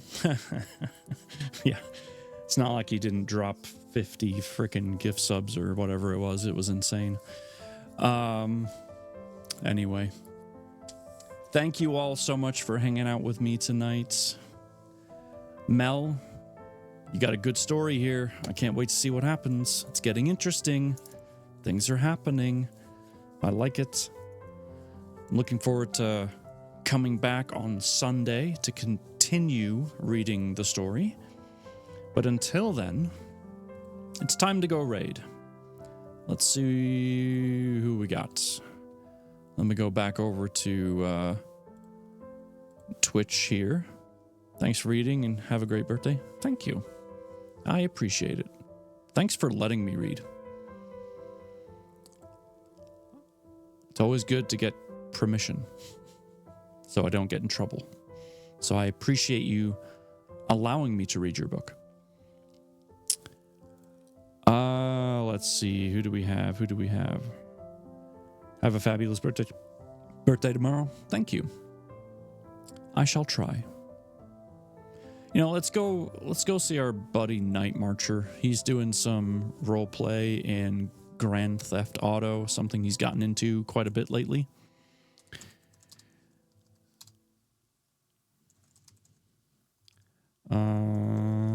Make sure I can type correctly. There we go. Feel free to copy that message. Thank you again for being here. It was a pleasure to read to you. I'm really enjoying the story. I hope you are too. And I can't wait to come back on Sunday so we can keep going. Until then, take care of yourselves, take care of each other. Have a wonderful night.